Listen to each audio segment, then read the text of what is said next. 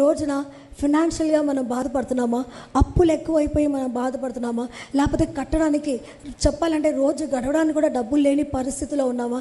అయితే దేవుడు అంటున్నారు, pray about it. Pray about a financial position.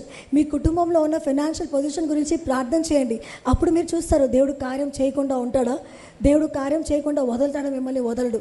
He will not leave you. God is not going to leave you. లేకపోతే job విషయంలో మంచి job రావాలని, నాకు సాటిస్ఫైయింగ్ జాబ్ నాకు రావాలని మీరు ఎదురు చూస్తూ ఉన్నారా? ప్రార్థన చేయండి. Pray about it. Are you praying about it?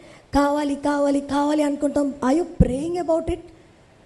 I you really praying about it? అనారోగ్య పరిస్థితి, ఎప్పుడు చూసినా అనారోగ్య పరిస్థితి ఉంటుంది. డాక్టర్స్ కూడా ఇంకా ఇది సాల్వ్ అవ్వదు అని అన్నారు.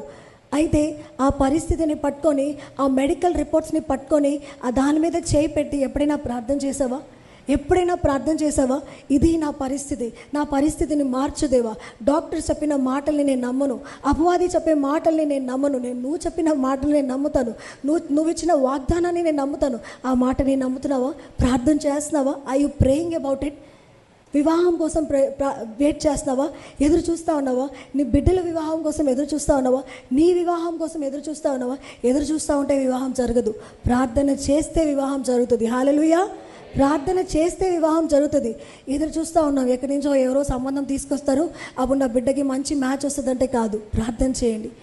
ప్రార్థన చేసినప్పుడు దేవుడు ఆయన దేవదూతల్ని పంపించి, ఆయన దూతల ద్వారా నీ బిడ్డ కోసము మంచి మ్యాచ్ని పంపిస్తాడు.